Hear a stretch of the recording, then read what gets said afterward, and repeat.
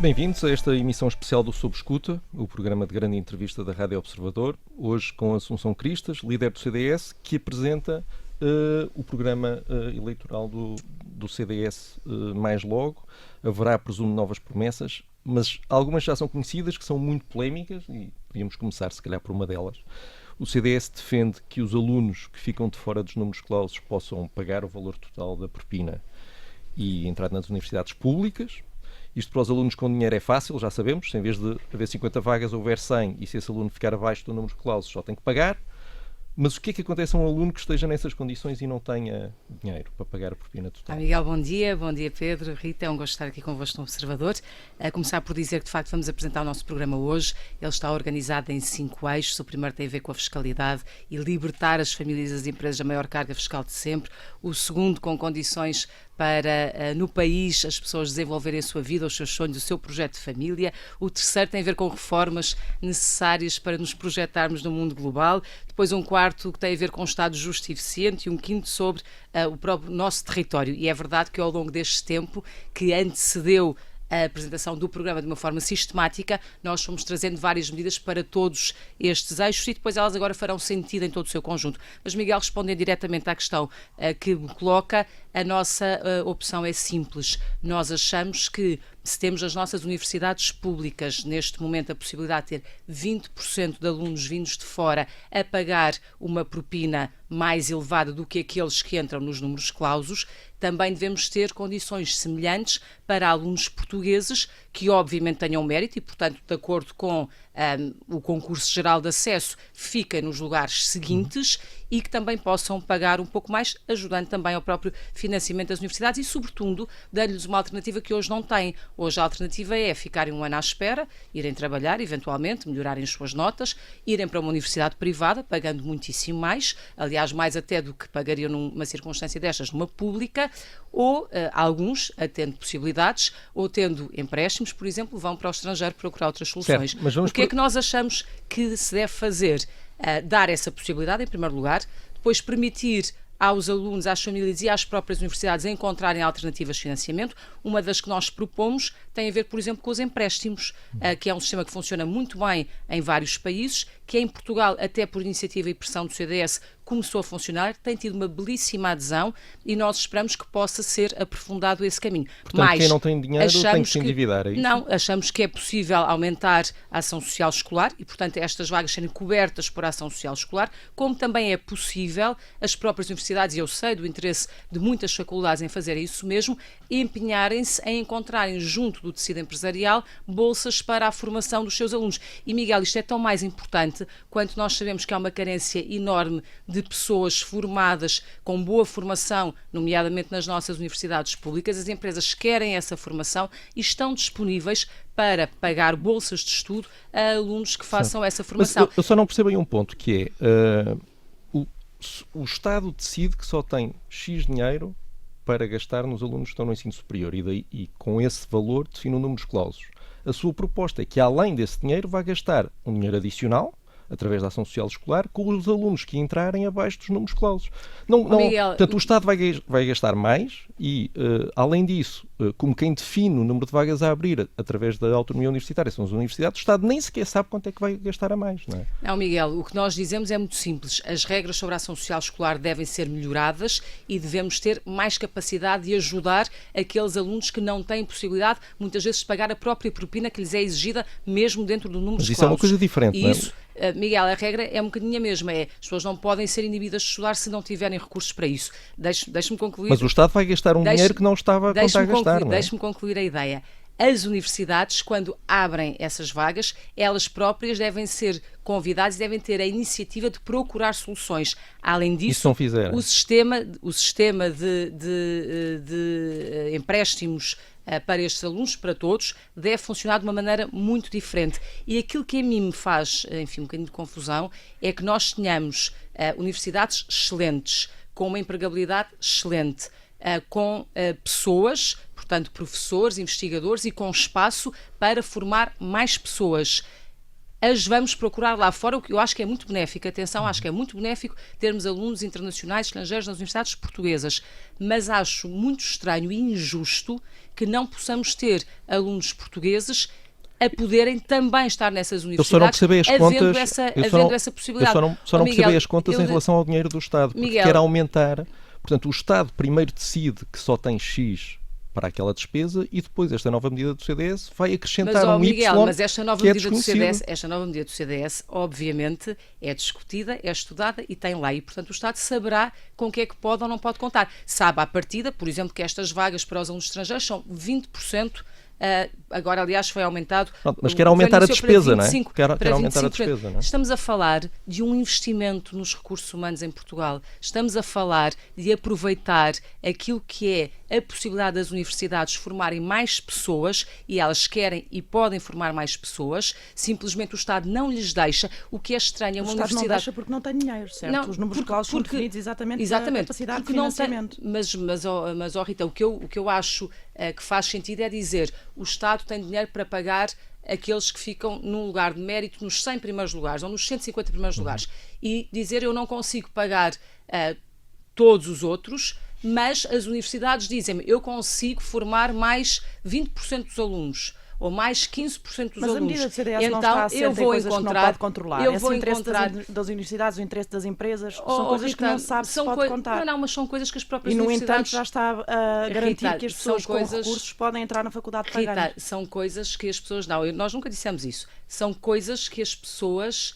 e as universidades, ao abrigo da sua liberdade e da sua autonomia, podem desenvolver, e nós sabemos que elas querem desenvolver. O que eu acho estranho é que o Estado as impeça de fazer isso. Porque no limite quem paga é o Estado, não é? Que cria um obstáculo a fazer isso mesmo. Mas olha, eu até acho que se nós acharmos que isto não é uma prioridade, eu acho que para o CDS é uma prioridade. E é uma prioridade porque nós andamos por todo o país e vemos o tecido empresarial a pedir-nos mais engenheiros, mais gente formada nas mais diversas áreas, e vemos as universidades a dizerem nós poderíamos fazer aqui um melhor trabalho e poderíamos formar mais gente. Portanto, para nós é uma prioridade, e eu acredito que nós encontramos soluções com as próprias universidades para que isto não tenha um custo significativo, sobretudo que o custo é infinitamente inferior ao ganho para toda a sociedade portuguesa e para o tecido empresarial e económico em Portugal. Acho mesmo, Miguel, se não achasse, não teria defendido. Não é isso. Mas além disso... não é um achar, como pode imaginar, nós estudamos as coisas antes de as apresentar e falamos com muita gente. Mas é por isso que nós estamos a tentar perceber, porque, na realidade, e além disso, por si, a ação social escolar e as bolsas não resolvem o problema dos alunos sem recursos, porque, como muito bem disse, hoje em dia as propinas a pagar por alguém que entra nos números clausos são 856, mas a propina real é muitíssimo mais alta. A propina real pode chegar na Universidade de Lisboa aos 12.500 euros. Portanto, se o Estado apoiar esses alunos que entram fora dos números clausos com os mesmos 856 euros, por razões de equidade, imagino que seja isso, ficam a sobrar, no teto mais alto, 11.644 euros. Miguel, que os alunos sem recursos terão que ir buscar a algum lado. Miguel, vamos imaginar que estamos a falar, por exemplo, de 10 mil alunos que poderiam entrar neste esquema. Os alunos estrangeiros serão à volta de 12 mil e tal alunos, previsivelmente. Portanto, imagino que estamos a falar de 10 mil, de 7.500 alunos. Dentro destes haverá aqueles que não têm problema em pagar, porque aliás vão para as universidades privadas, muitos deles e pagam. Ou vão para outras soluções e pagam também. Portanto, uma parte não terá problema. Na parte em que tem problema é preciso encontrar soluções e é preciso corresponsabilizar as próprias universidades que têm vontade de abrir estas vagas a encontrarem soluções. E eu acho que elas são as primeiras a querer encontrar estas soluções. Para além disso, no programa do CDS, que obviamente tem muitas outras áreas e é integrado e visto integralmente, há outras medidas para ajudar toda a gente. Por exemplo, nós temos medidas na área do trabalho que os estudantes podem fazer hoje e que imediatamente o retiram daquilo que é o englobamento nas suas famílias e que os penalizam em vários momentos, que nós achamos que não deve ser assim. Até determinado montante, esse montante que um estudante que está a trabalhar com part-time recebe para ajudar a sua família, por exemplo, a custear estudos, já neste momento, dentro de números clausos, não deve ser contabilizado para efeito de agravar os impostos do seu agregado familiar e para efeito de lhe retirar quaisquer apoios. Aliás, esse é um problema que nós sabemos que existe. Quem tem a ação social escolar não pode, ou quem tem uma bolsa ao nível do ensino superior não pode, por exemplo, completar o seu rendimento com um trabalho que lhe renda em part-time 300, 400 euros por mês, porque isso automaticamente leva a uma penalização e à retirada desse apoio. Portanto, há aqui mecanismos que nós temos no nosso programa que convergem todos no mesmo sentido. Agora, esta ideia parte, se quiserem, de uma grande injustiça que sentimos e, sobretudo, uma perplexidade muito grande, que é, temos universidades muito boas, com belíssimos rankings, com grande empregabilidade, que formam pessoas bem. Temos um país a precisar de gente mais formada e de gente formada nas áreas em que o tecido empresarial precisa. E nós vemos muitas áreas onde as empresas têm uma carência enorme de pessoas. Vemos as universidades com vontade de fazerem esse alargamento dentro da sua liberdade e da sua autonomia, porque têm todos os recursos necessários para isso, e vemos o Estado a dizer, não deixamos porque não conseguimos pagar mais. Achamos que isto não é sensato, não é justo e que há uma alternativa que é preciso explorar, garantindo que não fica de fora, ou quem tiver entrado, no fundo, nesse segundo escalão de mérito, digamos assim, não fica impossibilitado de estudar se não tiver capacidade para pagar uma propina mais elevada. Assunção Cristas já falou aí da questão dos impostos, já deixou aqui garantias de que as medidas que o CDS tem apresentado foram estudadas, foram medidas, e já anunciou também publicamente que a prioridade número 1, a grande prioridade do CDS é baixar os impostos. Com a situação como está neste momento a nível mundial, com a questão da China e dos Estados Unidos, aquela guerra comercial, com a questão do Brexit, com a questão da possível recessão da Alemanha, se houver de facto um momento de crise internacional na economia, o CDS continua a manter a garantia de que pode baixar os impostos? Pedro, o CDS trabalha com base numa perspectiva conservadora. Aliás, estou a usar as palavras do Primeiro-Ministro, que diz que foi conservador o programa de estabilidade que apresentou a Bruxelas, que é uma perspectiva de crescimento que nós achamos que é um crescimento modesto. As nossas medidas do programa eleitoral vão no sentido de termos um crescimento bastante mais generoso do que esse, porque eu acho que nós devemos projetar e aproximar de países como a Irlanda e não ficar abaixo de um crescimento de 2%. Devemos ser mais ambiciosos nisso e por isso é preciso fazer reformas, é preciso ter políticas, a fiscalidade é uma delas, mas há outras. Mas dizer-lhe que nós olhamos para um cenário que foi apresentado em Portugal, foi apresentado em Bruxelas e foi validado como sendo um bom cenário. Eu não posso estar a projetar coisas com base em fantasmas ou diabos que são levantados de quando em vez, mas que nós já ouvimos falar há 2 anos que vai aparecer uma crise, ela ainda não apareceu, felizmente. Também sabemos que a economia nos diz que ela aparecerá, não se sabe é quando. Agora, o nosso dever enquanto atores políticos e enquanto partido político é apresentar propostas para nos preparar melhor para uma dita situação pior, menos boa, quando ela aparecer, sendo que nós não sabemos quando é que ela vai aparecer. E, portanto, a nossa opção é muito simples. Ou não fazemos nada e esperamos que apareça o problema e não vamos estar preparados para o enfrentar, ou fazemos tudo o que está ao nosso alcance para quando um problema chegar, daqui a 1 ano, daqui a 2, daqui a 2 trimestres, não sabemos, quando ele chegar, nós estamos mais preparados. E nós achamos no CDS que a fiscalidade faz parte destas ferramentas de nos preparar melhor para situações mais difíceis. Por outro lado, também achamos estranho que durante este tempo todo estava tudo muito bem, mas não havia margem para baixar impostos. Agora, supostamente, vamos chegar a um tempo de equilíbrio das contas públicas. Vai haver um superávit orçamental. E aqui, Del Rey, também não é tempo de baixar impostos porque veio uma crise. Desculpem, então quando é que é tempo para baixar impostos? Nós achamos que baixar impostos é benéfico para a economia. Achamos que baixar impostos é benéfico para a vida das pessoas. Isso dá sentido ao seu trabalho. As pessoas trabalham e faz sentido trabalhar porque a seguir vão ver o resultado do seu próprio trabalho e vão poder viver um pouco melhor e vão poder perspectivar a sua vida e planear a sua vida. Na verdade, as empresas, tendo menos impostos, como nós vemos na Irlanda, porque é que nós dizemos que queremos chegar em 6 anos a 12,5% no IRC? Por uma razão muito simples, porque nós olhamos para a Irlanda e percebemos que um país que também sofreu um resgate como Portugal, neste momento cresce a níveis muito superiores, a 4% a 5%. Não se deverá apenas à taxa de IRC.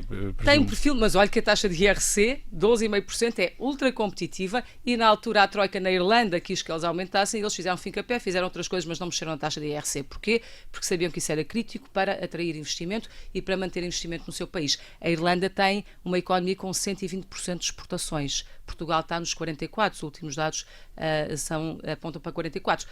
Quando o governo anterior começou, estava em 29% de exportações. Portanto, é um caminho que é preciso fazer. E o que nós achamos é que a fiscalidade é uma das áreas onde é preciso fazer uma reforma. Achamos que é justo para as pessoas, porque as pessoas esforçaram-se muito e sacrificaram-se muito. A questão é se o que propõe é realista. Falou é realista, com certeza. Pedro, é realista. Cenários que ainda não chegaram, mas eles... É realista porque se baseia... De vez em quando chegam, aliás, como sabe, fez parte de um governo que teve de lidar com uma situação Pedro, complicada. Deixe-me dizer 2 coisas. Primeiro, é realista. E tanto é realista que nós até dizemos, por exemplo, que a baixa do IRC para uma redução para todos os escalões de 15% deve ser feito ao longo de 4 anos. E até dizemos que deve começar em 2021. Porquê? Porque é em 2021 que começa a folga orçamental, o superávit. Nós dizemos que esse excedente deve ser utilizado da seguinte maneira: 60% para baixar imposto para todos os portugueses, portanto, trabalhadores do setor privado, do setor público, todos, e os outros 40% para baixar a dívida, que é outro aspecto crítico, e sim, temos que estar mais preparados quando houver um problema. Fazer uma promessa de baixa de impostos e pronunciada, nomeadamente no IRS, e chegar a 2021 e afinal o excedente não existir. Porque, Rita, posso-lhe dizer uma coisa, mundial. A nossa prioridade número 1 é baixar impostos. E se as coisas se alterarem, nós trataremos de fazer cortes na despesa conformes a uma vontade e uma prioridade política de baixar impostos. É a nossa prioridade número 1. Esses cortes na despesa pode fazê-los. Já identificou onde é que faz esses cortes? Rita, é importante para nós baixar impostos por várias razões. Primeiro, porque achamos que isso é essencial para termos uma economia mais competitiva e mais preparada para esses embates. Mesmo em ambiente de crise. Nós queremos... Rita, vamos ver uma coisa. Há 2 coisas que nós podemos fazer. É cruzar os braços e não fazer nada e esperar que a crise chegue. E há outra coisa que nós podemos fazer, e eu acho lamentável que ao fim de 4 anos em que se tenha dito que não há crise nenhuma, e quem fala em crise aqui de Alreis está a levantar um diabo, agora de repente, em vésperas de eleições, sirva ao Primeiro-Ministro falar de uma crise. Ora, aquilo que nós vemos é um programa de estabilidade apresentado em Bruxelas, que eu acho que até tem um crescimento pouquinho. Devemos ir muito além daquilo. Para irmos além daquilo, o que é que nós precisamos fazer? Um conjunto de reformas que o CDS propõe, por exemplo, uma baixa de IRC, se depender do CDS vão acontecer, e se tivermos força nas urnas vão acontecer. Mas não acredita numa crise em breve prazo? Acredito que nós temos que fazer tudo o que está ao nosso alcance para nos prepararmos para qualquer circunstância, para qualquer cenário, seja ele de crise ou não. Acho que 4 anos, não acho, disse muitas vezes no Parlamento e em todos os orçamentos, em todos os programas de estabilidade, dissemos e propusemos que este foi um tempo perdido do ponto de vista das reformas do país para nos prepararem para uma situação menos fácil. E também foi um ponto perdido do ponto de vista da fiscalidade ligada às empresas. Recorda-se que um acordo que foi feito em tempos com o Partido Socialista nos levaria hoje já a um IRC de 17%, ele continua nos 21%. As empresas estão asfixiadas, não conseguem investir, estão asfixiadas por impostos, por taxas que todos os anos têm crescido. Nós temos a maior carga fiscal de sempre, e isto não é do domínio da opinião, não é opinativo, é um facto registado nas nossas contas e, portanto, perfeitamente objetivo. Temos a maior carga fiscal de sempre e isso não ajuda a nossa economia, nem nos prepara para situações menos fáceis que possam vir a acontecer quando vierem a acontecer. E se isso acontecer e havendo a prioridade para baixar os impostos, que obviamente é um corte na receita do Estado, já nos disse que se isso acontecer vai cortar na despesa, não é? Onde? Não nos diga, por favor, que é outra vez os consumos intermédios. Miguel, não lhe vou dizer porque aquilo que eu lhe vou dizer é muito simples. Nós trabalhamos e tivemos essa seriedade intelectual para poder haver comparação nos vários programas eleitorais. Trabalhamos sobre um documento oficial validado por Bruxelas. Não inventámos outros documentos ou não criámos outros cenários que poderíamos legitimamente ter feito, mas não o fizemos precisamente para não sermos criticados por isso e para podermos comparar o que é comparável. E o que dizemos é que está previsto um conjunto global de despesa. Nós achamos que com as nossas propostas é possível baixar impostos e ter uma dinâmica da economia benéfica. Se houver um problema, como toda a gente benéfica antecipa, e melhorar. Vai cortar onde? Miguel, se houver um problema, provavelmente o CDS não está no governo e não antecipou reformas que nos ajudam a estarmos mais robustos para esse problema. Aliás, eu começo a achar que se toda a gente acha que vem aí uma crise, o melhor mesmo é despachar já o governo do Partido Socialista, porque se há coisa que nós sabemos é que eles não sabem tratar de crises, sabem pôr o país numa crise e sabem afundar o país. E, portanto, se toda a gente de repente acha que vai acontecer alguma coisa muito má daqui a pouco tempo, então é melhor mudar o governo já. Para quê? Para rapidamente podermos pôr em marcha propostas que nos ajudem a estar mais preparados para uma qualquer circunstância dessas, que infelizmente não é isso que está a acontecer. Mas a questão é que vai apresentar-se a eleições e está a apresentar o seu programa, já estabeleceu prioridades e já disse aqui também que se não for possível fazer as coisas como tem previsto, o CDS vai cortar na despesa. Pedro, a questão é saber se o CDS já identificou algumas áreas onde esse corte possa ser feito ou se está a fazer apenas uma questão vaga. Sim, claro, mas eu respondi à vossa pergunta. E a prioridade do CDS é muito clara. É pegando programa de estabilidade que está apresentado com o cenário macroeconómico e validado em Bruxelas, dizer o que é que nós fazemos neste contexto. E o que vocês me estão a perguntar é se o contexto todo mudar. E eu, o que vos digo é, com as propostas do CDS, e se o CDS tiver poder para executar as suas propostas, o cenário muda, mas muda para melhor. Porquê? Porque nós vamos fazer reformas na área da justiça, porque nós vamos fazer reformas na área da educação, porque nós vamos fazer reformas na área da formação profissional, por exemplo, tendo empregabilidade na formação que é feita, coisa que não existe atualmente, indo ao encontro da necessidade das empresas e da escassez de mão de obra, que é um dos problemas cimeiros principais que as empresas nos colocam em todo o país. Quando eu vou ao setor metalúrgico, o que me dizem é preciso quer de engenheiros até soldadores. Quando vou para novas tecnologias, o que me dizem é nós não temos gente suficiente formada na área digital. Como é que a revolução digital está aqui em todo o lado e nós não temos no nosso catálogo de formação nada direcionado para a formação digital? Isso é ultra urgente preparar. Quando nós olhamos para a justiça que continua a funcionar mal, nós sabemos que é preciso uma série de alterações nesse domínio, nomeadamente retirando bagatelas judiciais dos tribunais, pondo-os nos julgados de paz, alterando os julgados de paz para que haja garantias, obviamente, de defesa das várias partes. Sabemos que é preciso reformular as condições de acesso ao direito, porque hoje, por exemplo, uma pequena empresa que tenha dificuldades, que tenha uma dívida para cobrar, não consegue ir para o tribunal porque não tem forma de pagar as custas judiciais. Portanto, isso tem que ser mudado. Também há reformas na administração pública que Também há reformas na administração pública, já lá irei. Estão alinhadas no programa do CDS. Sim, senhor. Deixe-me só dizer, já falarei.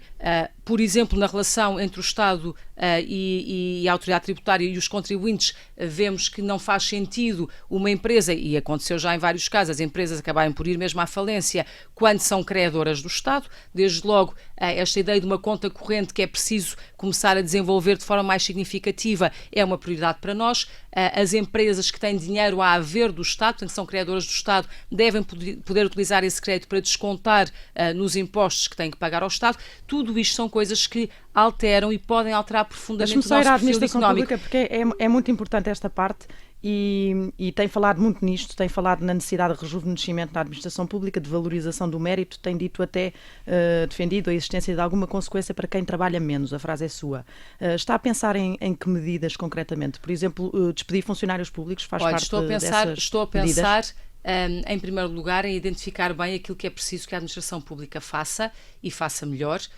Aquilo que tem de ser alterado quando já estamos no mundo digital. Não faz sentido hoje todos nós podemos fazer uma série de coisas através da internet, continuarmos a pagar o mesmo e os funcionários serem os mesmos. Não faz sentido. Alguma coisa tem que se transformar profundamente. Faz-nos todo sentido que a administração seja rejuvenescida e tenha gente com competências diferentes e com mais competências em áreas onde é carente. Outra coisa que nos faz sentido é que alguém possa entrar para a administração pública a meio da carreira, digamos assim, não para um lugar de base, porque isso permite pessoas que estão na sua vida privada e que têm experiências profissionais relevantes em muitas áreas onde a administração pública é carente, poderem entrar a meio e com isso dar uma ajuda significativa a uma transformação da administração. Achamos que os serviços, as pessoas, os funcionários têm de ser avaliados e tem de haver consequência dessa avaliação para o mérito, no fundo, ajudando a que as pessoas sintam que vale a pena e que faz sentido trabalhar também mais na administração pública porque são mais recompensados, como também faz sentido que quem não fica tão bem seja, por exemplo, proposto um programa para mudar as suas funções, para se requalificar, para Mas poder... nesta reforma que o CDS propõe da administração pública, faz parte de uma redução do número de funcionários públicos? Faz parte de uma avaliação muito significativa daquilo que são os funcionários que nós precisamos, e eu acho que há áreas onde nós temos funcionários a mais e há áreas onde nós temos funcionários a menos. Mas é só transferir de uma área para outra? Não é transferir de uma área para a outra, e por isso é preciso perceber como é que as transformações se fazem. Agora, o que nós sabemos... Reduzir e despedir pessoas na função pública? Não, eu não direi isso, até porque o Tribunal Constitucional não o deixa. Então. O Tribunal Constitucional, como se sabe, não deixa nem despedir pessoas, nem baixar salários. E, portanto, eu acho que nós trabalhamos com base naquilo em que existe. O que para nós é muito importante é que o mérito valha na função pública como vale em muitas áreas da nossa sociedade e deveria valer ainda mais. Só o número de funcionários Rita, públicos? ouça o que eu lhe estou a dizer. Estou a ouvir, mas não estou a perceber ainda. Eu não estaria a contratar funcionários públicos como este governo está a contratar. Portanto, congelar eu estaria... as Não é congelar, não. É manter um rácio de saídas e de entradas, mas não é um rácio cego, é olhando para cada à área da administração pública, percebendo onde é que nós temos falta de gente, e temos falta de gente, nomeadamente gente qualificada em áreas específicas e, desde logo, adequada, lá está, à dita transformação digital, que também chega à nossa administração pública, e há outras áreas onde nós temos pessoas que claramente estão a mais, porque são funções que deixaram de existir e que deixarão de existir no mundo digital. Ora, essas pessoas, obviamente, continuam a ter toda a segurança e toda a rede, porque tem que ser assim, não pode ser de outra maneira. Agora, nós temos que encontrar mecanismos para adequar as funções a estas pessoas, para fazer uma transformação. Rita, o que eu não acho conveniente é estar-se a contratar como se está a contratar, nem a transformar situações que têm alguma razão de ser na sua transitoriedade em situações definitivas. Não tenho um rácio na cabeça. O que eu tenho é um objetivo muito claro. O que quer dizer é valorizar, Rita, é valorizar o mérito, é garantir que há uma avaliação na função pública que é consequente e, portanto, quem trabalha bem é premiado, quem trabalha menos bem é ajudado a requalificar as suas funções para que possa trabalhar bem nessa ou noutra área. Também é essencial dizermos às pessoas que podem entrar para a função pública a meio de uma carreira, por exemplo, e com isso ajudar a transformar a própria administração pública. É essencial olharmos para tudo o que tem a ver com carreiras e olhar para elas com toda a atenção, garantindo a sua sustentabilidade do ponto de vista financeiro. E é essencial, por exemplo, termos uma avaliação dos serviços e uma avaliação externa dos serviços, de resto, como acontece com as universidades, para garantir que o serviço no seu conjunto pode progredir e já agora que os serviços também possam ganhar em alguma autonomia para poderem ter as pessoas e os recursos e a forma mais adequada de conjugar todas essas pessoas. Mas deixe-me dizer uma coisa, Rita, eu acho que uma reforma da administração pública é muito importante porque é um aspecto crítico do próprio país e da competitividade do país. Eu acredito numa administração pública onde as pessoas são valorizadas, onde o mérito é reconhecido, onde as pessoas se sentem bem e onde sentem que estão a contribuir para o país. Mas permita-me que eu lhe diga que o foco do CDS está no setor privado. Porque é o setor privado o grande motor de desenvolvimento do país. Eu não vejo os partidos a falarem do setor privado. E eu não vejo as pessoas preocupadas com as empresas, que neste momento, e os empresários neste momento em Portugal, muitas vezes são heróis, com toda a carga fiscal que têm, com toda a burocracia que têm, com as dificuldades que têm em ter mão de obra qualificada, com uma formação profissional que não lhes serve, com a falta de pessoas formadas que não conseguem reter em Portugal e que vão para outro lado e não retêm em Portugal. Porquê? Porque também não conseguem pagar salários melhores, porque têm fiscalidades muito agressivas para as próprias pessoas. Por exemplo, quando nós falamos no IRS baixar em 15%, estamos a pensar numa medida de justiça para as pessoas e para as famílias, estamos a pensar também numa medida crítica para que as empresas possam ter pessoas a trabalhar em Portugal, porque obviamente as pessoas procuram sítios onde pagam menos impostos e onde recebem mais salários. Mas há pelo menos uma coisa na administração pública que penso que acho que funciona muito bem, que é a ADSE, de tal forma que quer abrir a ADSE a todos os trabalhadores do privado. Diga uma coisa, na realidade, uma de duas, ou a ADSE deixa de ser o que é com esta medida e passa a ser uma coisa totalmente diferente, ou colapsa, não é? Miguel, a ADSE já deixou de ser o que é, ou o que era. A ADSE era um regime específico dos funcionários públicos. A ADSE passou a ser um regime voluntário para os funcionários públicos, portanto, quem quer adere, quem não quer, sai, e sustentado exclusivamente pelas suas contribuições, ou seja, o Estado empregador não contribui para a ADSE. A partir deste momento, Miguel, a questão que eu lhe coloco é esta: faz sentido dois portugueses, um que trabalha no setor privado, outro que trabalha no setor público, a um ser dada a possibilidade de ter, no fundo, aquilo que é um seguro público de saúde que lhe dá liberdade de escolha e possibilidade de ter os seus problemas resolvidos? Não é um seguro de uma público forma, de saúde. não é. Deixe-me terminar simplificando. Não é um seguro. Simplificando, Miguel. Podemos discutir isso, mas simplificando. Um é-lhe dada essa possibilidade, a outro não lhe é dada essa possibilidade. Qual é a razão? Quando o sistema é completamente voluntário, portanto não tem inscrição obrigatória, e quando o Estado empregador não põe €1 nesse sistema. Certo. Qual é a razão? Mais, eu acho que a ADSE não funciona maravilhosamente. Aliás, tem questões e desafios de sustentabilidade. E por isso o CDS sempre disse, e eu volto a dizer, é preciso estudar, mas partir do princípio de que nós não queremos acabar com a ADSE, o que queremos é melhorar a ADSE e progressivamente, e garantindo a sua sustentabilidade, e também para isso, abrindo a outras pessoas, poder abrir a ADSE a outros portugueses que queiram ela aderir. Porque faz muito mais sentido na nossa perspectiva. Mas como sabe, um dos problemas é que na ADSE entra-se independentemente de historial clínico, seja o que for, e paga-se uma porcentagem. 3,5% apenas. É só eu isso. pago para a ADSE sempre e, paguei. portanto, o que tem acontecido é que com esses 3,5% as pessoas que ganham mais, a ADSE deixa de ser tão competitiva e começam a ir à procura de seguros privados e começam a sair daí. Isso é um dos desafios do financiamento da ADSE. Se abrir aos privados e se mantiver esta regra, vai ter pessoas que não conseguem seguros privados porque têm um historial clínico complicado, por exemplo, que vão entrar na ADSE, o que vai aumentar os custos. Não é? Vai ter as pessoas com rendimentos mais altos a continuarem a sair, porque com os 3,5% preferem um seguro privado, e portanto vai abrir as portas para uma série de problemas na ADSE. O Miguel teria razão se fosse exatamente como está a dizer, mas o que o CDS sempre disse, e eu continuo a dizer, é que é preciso estudar para que o princípio seja de alargamento e não de extinção da ADSE, para que o princípio seja de sustentabilidade e para que o princípio seja o mais possível não termos dois países diferentes e não termos regimes diferentes. Ou seja, portanto, a ADSE, em vez de ser apenas pelos tais 3,5% de rendimento, passar a estudar o historial clínico de quem quer entrar, acabar com uma série de regalias e, no fundo, transformar-se...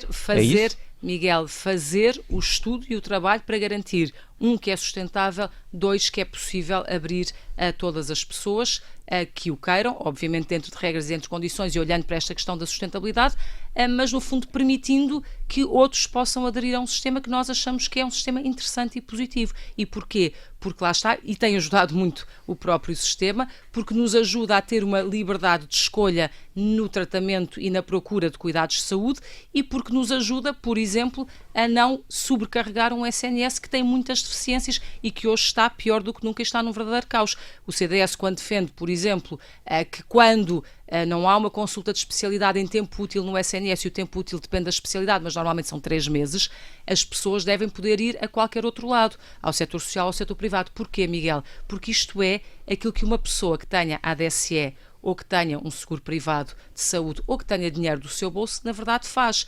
Se o Miguel tiver um problema e precisar de consultar, se o seu médico de família lhe disser tem que ir a uma consulta de urologia com urgência e se ficar 1, 2, 3 anos à espera, o Miguel se calhar não fica, ou tem um seguro de saúde e marcou no outro setor, ou fez um esforço e pagou do seu bolso, ou se calhar até tem uma ADSE, no seu caso não daria, mas noutros casos daria, tem ADSE e conseguem recorrer a um especialista em tempo útil. Aquilo que nós achamos é que é muito desigual e é injusto que quem não tenha essas possibilidades fica à espera, às vezes, anos, e são mesmo anos, dependendo das especialidades e dependendo dos hospitais de que estejamos a falar. E, portanto, é isso que eu acho que é preciso transformar. E nós não gostamos de ver um país dividido ao meio, em que uns, porque estão no setor público, têm determinados regimes e outros que estão no setor privado têm outros regimes. Há coisas que nós não podemos mudar, mas há outras em que nós podemos caminhar no melhor sentido.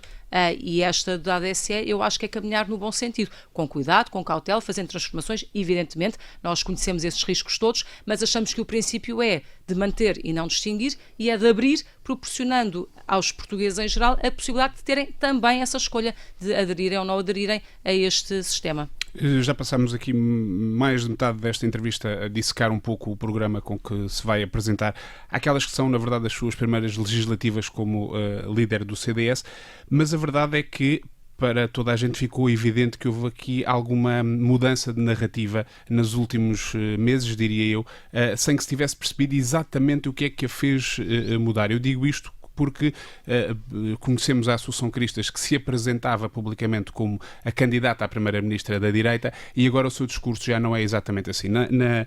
Sabemos que, naturalmente, o resultado das europeias terá tido um impacto forte nessa mudança de narrativa da sua parte. A minha questão é que há uma questão que não ficou bem explicada, que foi nessa noite disse que tinha compreendido bem o sinal que os eleitores quiseram dar ao CDS. Afinal, que sinal é que foi esse? O que é que compreendeu dessa noite que ainda não nos explicou? Pedro, deixe-me dizer-lhe 2 coisas. Primeiro, eu não mudei narrativa nenhuma. Não ouvimos dizer novamente que é a candidata a Primeira-Ministra da direita, ainda é?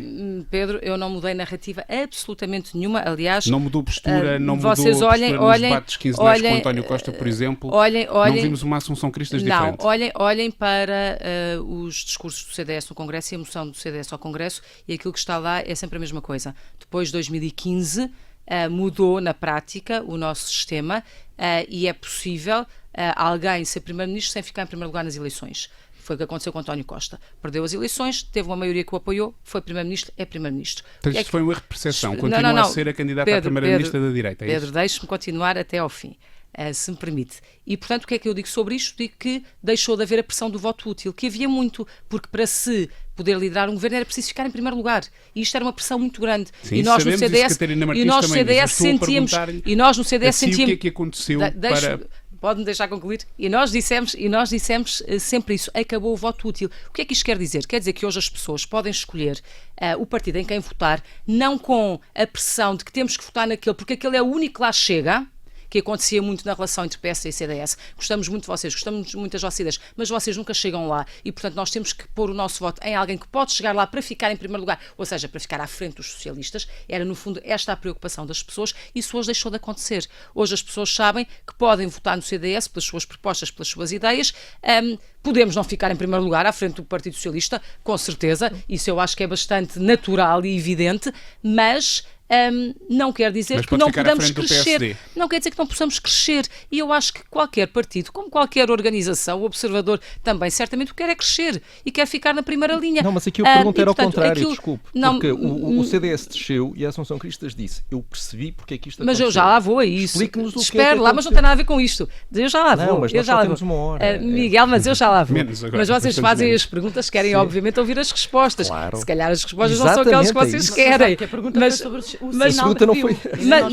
Mas foi sobre se tinha mudado a minha estratégia. Sim, a primeira foi sobre se tinha mudado a minha estratégia. Já vou a seguir. A primeira pergunta foi se tinha mudado a minha estratégia. E aquilo que eu digo sempre é: a estratégia do CDS não mudou, a estratégia do CDS continua a querer ser construir uma alternativa de centro-direita em Portugal. Isso faz com metade do Parlamento mais um, são 116 deputados. Nós queremos contribuir o mais possível para esse número e, com certeza, ter a ambição de sermos uma primeira escolha um dia. Pode acontecer agora, pode não acontecer agora, pode acontecer no futuro. Mas depois de 2015, nós podemos dizer às pessoas: votem em nós, que nós damos um conjunto de garantias. Só estamos no espaço político de centro-direita, não apoiamos António Costa, queremos contribuir o mais possível para um governo que seja uma alternativa, porque o país precisa dessa alternativa. Pronto, e depois de 2019, então, onde é que se posiciona? Que sinal que os eleitores lhe deram que ainda não explicou? Eu ia agora ao sinal, então, eu não me esqueço das perguntas. Qual foi o sinal? Foi claramente não terem percebido as prioridades do CDS. Eu acho que os eleitores não perceberam as prioridades do CDS. Não perceberam, afinal, porque é que faz sentido votar no CDS? Afinal, ao que é que o CDS vai? E por isso é que eu... Mas isso foi um problema dos eleitores ou foi um problema do CDS nessa campanha? Os problemas nunca são dos eleitores. Em política, os problemas nunca são dos eleitores. Os problemas são sempre de quem não consegue fazer passar a sua mensagem aos eleitores. E, portanto, eu aqui tenho uma posição de grande humildade e aprendizagem. Foi apenas um problema de passar a mensagem ou foi um problema de mensagem eventualmente errada para aquilo que os eleitores queriam? O que eu lhe posso dizer é que as pessoas não compreenderam as nossas prioridades e, portanto, passámos mal uma mensagem, parece-me evidente. Agora, o que é que nós temos feito desde então?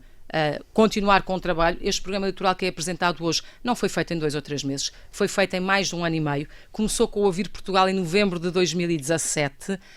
E, portanto, teve muitos grupos e teve muitas pessoas, militantes, independentes, muita gente que se juntou para o fazer, e o que nós temos é um programa muito sólido, de uma verdadeira alternativa, muito robusto, um programa com ambição para Portugal e onde coloca as nossas prioridades de forma muito clara. É por isso que vocês, se calhar, já estão cansados de me ouvir dizer, mas eu direi mais uma vez que a nossa prioridade número 1 é baixar a carga fiscal e libertar os portugueses e as empresas da maior carga fiscal de sempre. E depois há a prioridade da família e permitir que as pessoas constituam a família que querem e tenham o número de filhos que desejam, e por isso propomos licenças de paternidade flexíveis entre pai, mãe e até avós durante 1 ano, e achamos que as creches devem existir a sério e rapidamente, nomeadamente contratualizando com o setor social e com o setor privado, não necessariamente construindo creches camarárias ou estatais. É por isso que nós achamos que é preciso ter uma rede de cuidadores para os mais idosos, que é outra questão relevante da nossa sociedade, ter um olhar humano para os mais idosos, dar cuidados paliativos. É por isso que nós rejeitamos a eutanásia, por exemplo. É por isso que nós olhamos para as reformas que é preciso fazer no país para que ele esteja preparado e seja competitivo, e vamos à formação profissional, vamos ao ensino, aos currículos, vamos, por exemplo, à investigação. Se há coisa que nós sabemos é que, se queremos melhorar o perfil da nossa economia e sermos mais inovadores, e queremos, é preciso que os investigadores possam fazer trabalho de doutoramento nas empresas e não sejam penalizados por isso na sua carreira académica. É outra transformação que nós temos que fazer. É preciso preciso olhar para a justiça, ter um combate violentíssimo à corrupção, mas também olhar para as questões da justiça económica de forma muito séria. É preciso olhar para o nosso território de forma abrangente e nós hoje temos uma parte do território que está abandonada e que está desertificada e nós queremos olhar para o território, mundo rural, mundo urbano, interior do país e também mar, como áreas importantes para o nosso desenvolvimento económico, um desenvolvimento sustentável, um desenvolvimento verde, um desenvolvimento azul. E já agora, olhando para a questão da água, se me permite, porque eu ouço falar muito de clima, e em Portugal clima tem a ver diretamente com escassez de água e tem a ver com territórios cada vez mais secos, onde se pode fazer cada vez menos coisas e, portanto, a nossa prioridade número 1 deve ser água, uso eficiente da água, mas também armazenamento, boa gestão da água no mundo urbano e no mundo rural, nomeadamente com regadio eficiente, que para nós é muito crítico. Ok, deixe-me só voltar aqui à questão política, porque a entrevista vai caminhando para o fim e há aqui ainda questões que convinha esclarecer. Por exemplo, na última entrevista que deu, agora recentemente, à TVI, falou na possibilidade de uma coligação à direita, mas excluindo o Basta. Porquê? Porque esta exclusão? Porque, olha, eu recordo que o CDS tinha uma coligação para a Câmara de Loures, uma coligação PST-CDS, em que o candidato número 1 era o atual presidente do Basta. Nós afastámos-nos dessa coligação, saímos porque rejeitámos em absoluto declarações que foram feitas à época pelo candidato, hoje presidente do Basta, e portanto compreenderá que quem rompeu tipo uma coligação, pode só aqui relembrar compreenderá, os ouvintes. peço que as revisitem, compreenderá que quem se afastou dessa coligação na altura, e tínhamos muitas coligações com o PSD, com o partido com quem temos as melhores relações, obviamente que agora, que ainda por cima essa pessoa saiu do PSD e que não mudou as suas ideias, pelo contrário, não nos revemos nesse registro e, portanto, nós com o Basta não nos entendemos, com os outros todos com certeza temos a oportunidade de nos que há entender. curiosamente alguns pontos que parecem muito comuns entre o discurso do CDS em alguns momentos e André Ventura. Por exemplo, consegue dizer-me se esta frase que eu lhe vou dizer é de André Ventura ou de Nuno Melo, nas europeias? Não queremos fechar a porta a quem procura a Europa como ponto de acolhimento. Não podemos é deixar que cheguem e entrem de qualquer maneira. Consegue dizer-me de quem é a frase? Rita, eu nem sequer vou estar a entrar nessa temática, nem a discutir isso, por uma razão muito simples. Disse que houve frases de André Ventura com que não concordava. Não. E há muitas posições de André Ventura com as quais eu não concordo. Olha, por exemplo, dizer que 100 deputados bastam. Eu acho que não bastam 100 deputados. Gostaria de saber o que é que se passa com o interior do país quando neste momento tem tão poucos deputados e tão poucas pessoas que o representam. A frase é de quem? É de Nuno Melo ou de André Ventura? Consegue dizer-me? Quando é que isso seria? Rita, eu não tenho nenhuma dificuldade em identificar aí uma frase do Nuno Melo, porque o CDS sempre disse e continuará a dizer... A frase é de André Ventura. Mas poderia ser do Nuno Melo. Nuno Melo tem uma muito parecida, de facto. O CDS sempre disse... Precisamos de pessoas, mas não de quaisquer pessoas. Não. Numa entrevista ao Expresso. O CDS sempre disse uma coisa, e eu acho que qualquer partido democrático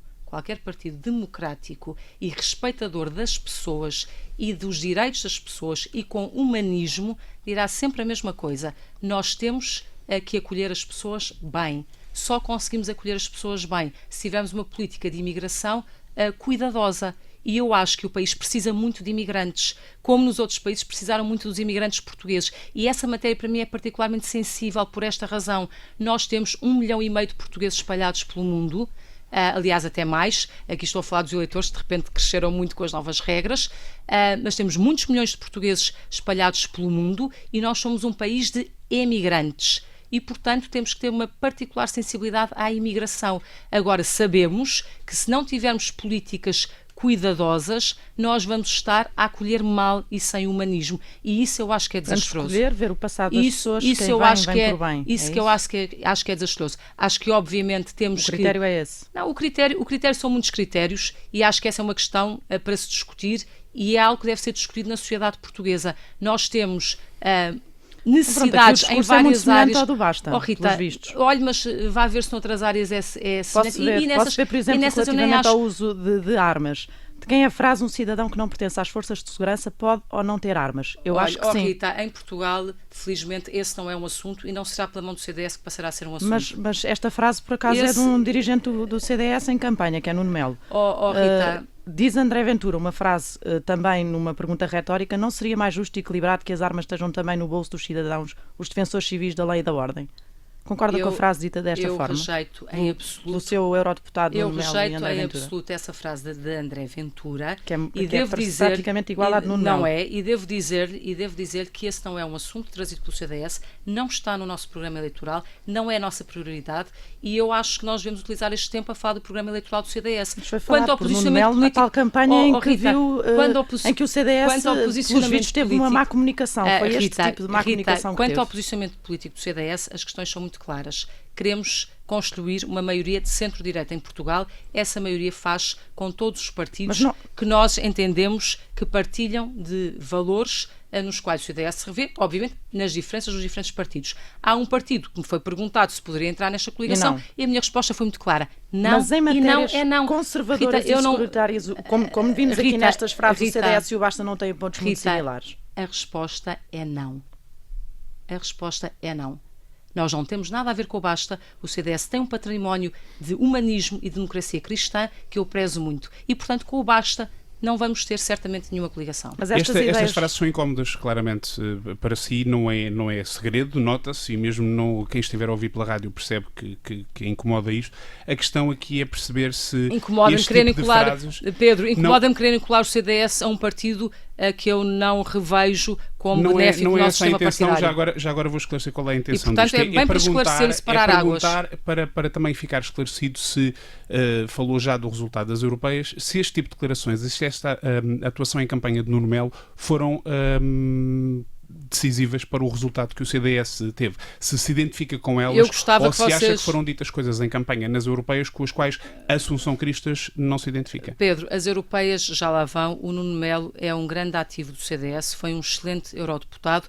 Todos gostaríamos e todos trabalhamos para que pudéssemos ter melhor resultado nas europeias. Os resultados europeus não é de Nuno Melo, é meu, é de todo o partido. E isso eu disse-o oportunamente. Dito isto, as prioridades do programa eleitoral do CDS são estas, nas quais o Nuno Melo também se revê. E eu acho que é isso que nós temos que estar a discutir agora. Peço imensa desculpa, mas as europeias já lá vão. Europeias são europeias. A coisa que eu aprendi é que cada eleição é uma eleição. Eu tive 21% em Lisboa, tive 6,2% nas europeias. Agora temos legislativas e é isso que nós queremos disputar. E como nós achamos que o CDS existe para ter sentido na vida das pessoas as propostas que propõe, e as pessoas têm que perceber qual é o sentido de votar no CDS, eu dedico-me muito a explicar quais são as nossas propostas e já agora dedico-me a separar as águas quando sou perguntada sobre isso. Essas águas estão separadas. As propostas e as prioridades do CDS são estas. É a baixa de impostos, é puxar pelo setor privado, é permitir às famílias terem a sua vida, é olhar para o território de forma integrada, é fazer reformas para termos competitividade, para podermos chegar mais além, e é aí que está o nosso foco. O resto é ruído. Então vamos sair das europeias e vamos para temas de atualidade. Nos últimos dias, uma das matérias mais discutidas e mais polémicas na política portuguesa foi aquele despacho sobre a identidade de género nas escolas. Já ouvimos as críticas que fez à reação de alguma esquerda, como diz, a posições diferentes. Já sabemos que entende que o ruído foi provocado pelo governo e, portanto, acho que isso já está tudo claro. Eu só gostava de perceber uma coisa que não entendi muito bem, que é, vamos olhar para uma situação concreta, que é uma rapariga, estudante no secundário, está em processo de mudança de sexo para rapaz. Em sua opinião, deve ser obrigada a ir à casa de banho das raparigas ou não? Claro que não, Miguel. Eu acho que deixei isso bastante claro. Na minha opinião, mas agradeço a oportunidade de clarificação. Na minha opinião, essa rapariga pode ir à casa de banho onde se sentir mais confortável. E acho que isso se resolve conversando com a rapariga, com a estudante, que tem direito à sua tranquilidade e ao seu conforto. Resolve-se com os pais, resolve-se com a escola e resolve-se com os professores. E, portanto, aquilo que eu critiquei foi uma forma desastrosa de criar ruído, de gerar confusão e, sobretudo, de não tratar de forma humana estas situações como elas devem ser tratadas. Mas essa e, portanto, é isso que é preciso tratar. Sente que essa posição é unânime no CDS ou sente que, aliás, que é uma coisa que sentiu, como contou no seu livro, quando entrou no partido, sente que em matéria de costumes a Assunção Cristas é menos conservador ou mais liberal, como quisermos, do que uma parte muito substancial do Miguel, partido? sinto que isto que eu lhe estou a dizer agora, de que as crianças devem ter direito à tranquilidade e que a sua situação deve ser reconhecida e tratada com toda a delicadeza e com toda a eficácia ao nível da escola, é uma opinião na qual todo o partido partilha, obviamente, porque é um partido preocupado com as pessoas e com uma visão humana para todas as pessoas sem exceção e respeitando a identidade de todas as pessoas. E, portanto, eu acho que aqui não há nenhuma divergência. Aquilo que choca e chocou a uma boa parte do partido, aliás, não foi só do partido, foi do país, foi de repente haver um despacho em que não se percebia sequer o seu próprio alcance e em que parecia, e parece a muita gente, abrir a porta a outras situações completamente diferentes. E portanto, acha que já está esclarecido isso ou não? Ou sente que não? Eu espero que esteja esclarecido. Eu acho que o próprio Governo percebeu que aquilo não é maneira de tratar de um assunto como este, não é maneira de tratar de um caso de que estaremos a falar, eventualmente, de 200 crianças, talvez mais, mas as que forem, sobretudo não é esta a forma até de olhar para uma questão tão delicada com um despacho vindo da 5 de outubro para todas as escolas, para todo o país. Estas questões são tratadas com as famílias, com as escolas, com os professores, porque é esse olhar humano e de proximidade que resolve estes problemas. Não são despachos do Ministério da Educação. Mas em matéria de costumes, e não chegou a responder isso, em matéria de costumes vê-se mais liberal do que, digamos, a maioria do CDS? Pedro, o CDS tem posições muito diferentes. Tem posições absolutamente claras e aí, se quiser, praticamente unânimes em relação ao conjunto de posições, e outras têm posições diferentes, e eu acho que convivo muito bem com isso. Sempre foi assim, sempre será. Olhe, por exemplo, eu posso lhe garantir que nenhum deputado do CDS votará a favor da eutanásia, por exemplo.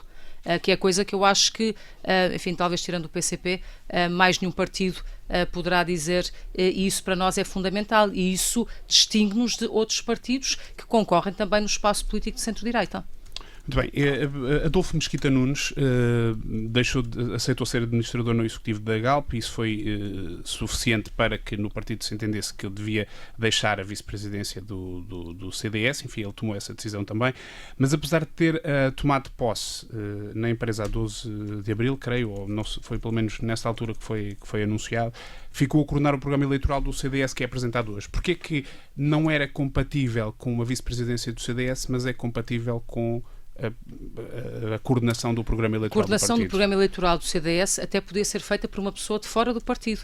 Como muitos independentes contribuíram ao longo de todos estes meses para o programa do CDS, até poder ter sido uma pessoa de fora. Nós estamos a falar de uma função executiva versus uma função muito importante que é de reflexão, de pensamento, de preparação e, sobretudo, de agregação de um conjunto enorme de contributos que nos chegaram via Ouvir Portugal na rua, Ouvir Portugal em 20 conferências, onde só independentes é que participaram como oradores, nas conferências do Gabinete de Estudos, no trabalho do grupo parlamentar, nos vários especialistas que diretamente ajudaram grupos que o Adolfo criou para afinar propostas em variedíssimas áreas e, portanto, são perfis completamente diferentes.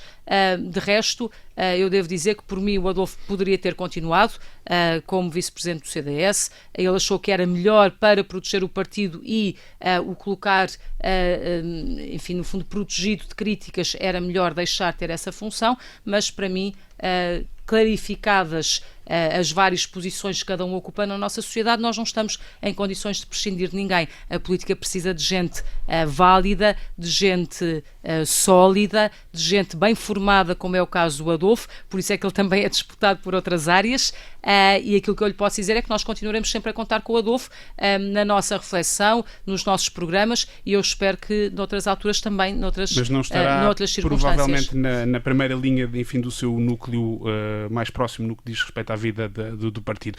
Sai Adolfo Mesquita Nunes. Não está. Pedro Mota Soares também agora deixou de ser deputado, não foi eleito. O Adolfo continua no meu núcleo duro, já não é vice-presidente, mas felizmente não é preciso cargos para as pessoas continuarem a ajudar. Deixou de ocupar este cargo. Mota Soares deixou de ser deputado, também não foi eleito eurodeputado. Nuno Magalhães vai deixar a liderança da bancada após as legislativas. Não dá a impressão que algumas das figuras mais reconhecidas do partido estão a sair da primeira linha? Estão a desistir da primeira linha? Não, olha, o Adolfo, como aliás acabou de dizer, continuou na linha da frente e hoje verão, é ele que fará a parte principal da apresentação do programa eleitoral e continuará sempre comigo. O Pedro Mota Soares, nós todos lamentamos muito que não tenha sido eleito porque se perdeu um grande eurodeputado, mas se há coisa que nós às vezes sentimos no CDS é que muitas vezes faltam-nos vozes sólidas e fortes do CDS que não estejam no grupo parlamentar, porque acabamos por estar muito centrados no grupo parlamentar. Isso aconteceu, por exemplo, com o Diogo Feio, que é o coordenador do Gabinete de Estudos do CDS e que faz parte do meu núcleo duro, e vai continuar e vai acontecer certamente com o Pedro Mota Soares, com quem eu conto sempre na linha da frente da política e da ação política do CDS, não no Parlamento, mas fora do Parlamento, que também é um espaço muitíssimo relevante. O Nuno Magalhães vai continuar a ser deputado, agora compreenderá que 8 anos de líder parlamentar não há nenhum em nenhum partido. A média no CDS é 1 ano e meio ou 2, ele esteve 8 anos e bem, pelo seu mérito, mas é natural que todos os ciclos tenham um momento de transição. E, portanto, o que nós assistimos e vamos assistir é um grupo parlamentar renovado, é gente que continua, muita gente continua, mas muita gente que também vem de fora. Vamos ter jovens no grupo parlamentar, vamos ter pessoas experientes, vamos ter independentes, e eu acho que isso também corresponde a uma vitalidade e a um alargamento do próprio partido. Eu só não percebi um ponto em relação ao Adolfo Mesquita Nunes, disse que vai continuar a fazer parte do seu núcleo duro. Portanto, é apenas uma mudança cosmética? Deixa de ser vice-presidente porque parecia mal, mas vai continuar a influenciar? Não tem funções executivas, mas continua, obviamente, na reflexão e no núcleo duro do CDS. E eu não vejo nenhum problema em relação a isso. Aliás, não, ele é que viu. Aliás, ele viu o problema em ter funções executivas. Eu não vi, Miguel. Portanto, far-me essa justiça. Faço. Eu, por mim, ele teria continuado. Portanto, eu não vi problema nenhum.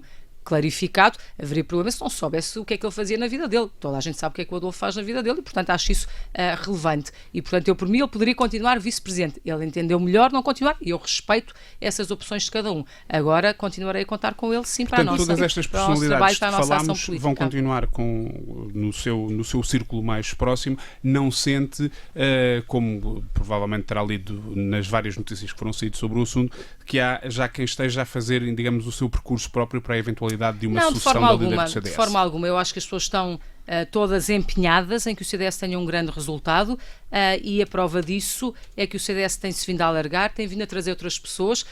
O Pedro sinalizou as pessoas que porventura não ficarão, aliás só o Pedro Mota Soares, mas há outras que entrarão no Parlamento, por exemplo a Raquel Abcacis, que é a cabeça de lista por Leiria, que é independente e que vem de um percurso completamente diferente. Eu acho que isso é algo digno de realce e que faz sentido percebermos que há aqui também uma capacidade do CDS de se alargar. Ou o Rui Lopes da Silva, que é a cabeça de lista por Coimbra, ou Francisco Rodrigues dos Santos, líder da JP, ou Sebastião Bugalho, só para lhe dar alguns nomes de pessoas que eu acho que vão fazer também um grande trabalho no grupo parlamentar do CDS. E, portanto, isso é normal. Mal seria que em cada eleição ficasse tudo exatamente igual. Era sinal de um partido que não tinha vitalidade e não tinha capacidade de alargar. E dando só aqui um salto para a frente e para o pós-legislativas, pode garantir que vai recandidatar-se a líder no próximo congresso do partido?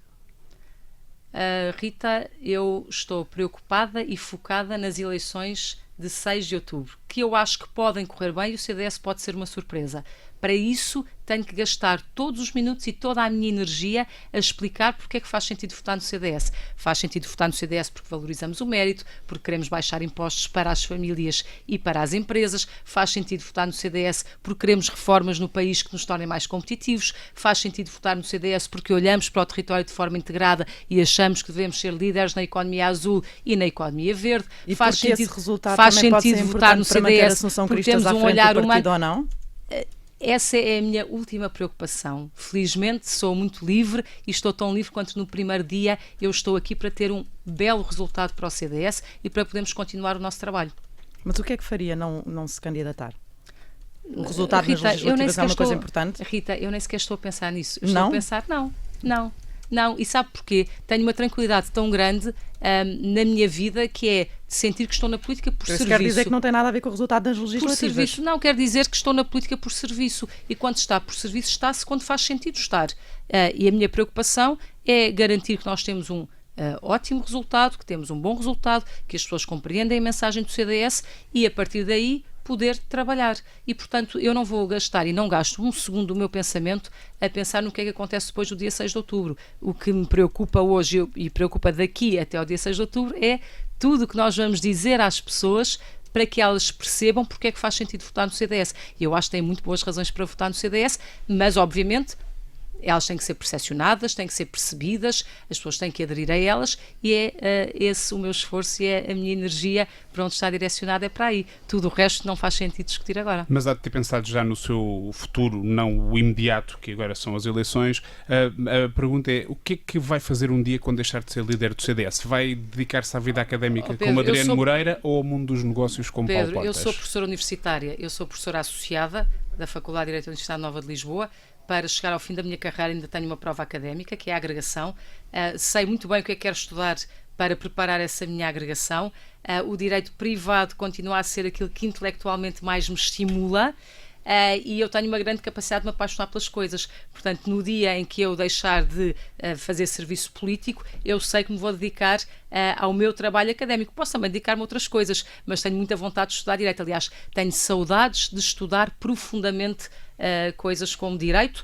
Dito isto, eu, como vendo esta entrevista, estou altamente motivada em ter uma transformação no nosso país para que possamos ter ambição, ter rasgo, ir mais longe, ter um país competitivo, ter as pessoas a viver melhor, ter uma sociedade mais humana, e é para isso que eu estou a trabalhar. E é isso que me foca, mas com este pano de fundo que é muito claro. E eu não tenho aqui nem hesitações, nem dramas, nem angústias. Estou na política com toda a paixão e estarei sempre enquanto fizer sentido, e eu acho que faz muito sentido estar para defender isto, que eu não vejo mais ninguém defender. Certo. E mais nenhum partido defender. Uma última pergunta, tem-se falado já, ainda falta tempo, mas tem-se falado já, toda a gente tem falado já de presidenciais, o Primeiro-Ministro tem falado, muita gente tem falado. Há alguma figura do CDS que neste momento possa ser melhor Presidente da República do que Marcelo Rebelo de Sousa, que é militante do PSD? Miguel, nós estamos a tratar de legislativas. Permitam que cada assunto seja tratado a seu tempo. Mas deixe-me dizer que o CDS apoiou e foi o primeiro a apoiar o professor Marcelo Rebelo de Sousa na sua primeira candidatura presidencial. E, portanto, esse é um assunto que também não nos causa angústias. A seu tempo será tratado. Mas neste momento nós estamos a tratar de legislativas e acho que é muito importante para a nossa democracia que haja uma alternativa de centro-direita, com certeza não é apenas com o CDS, mas na qual o CDS quer participar e quer participar da forma mais significativa possível, crescendo o mais possível, e é para isso que nós estamos a trabalhar. E acho que isso também é o que nós devemos fazer neste momento e não desfocar atenções. Assunção Cristas, obrigado. Esta foi uma emissão especial. Obrigada, Miguel, foi um gosto. Foi uma emissão especial do Sob Escuta, programa de grande entrevista da Rádio Observador, e voltamos para a semana.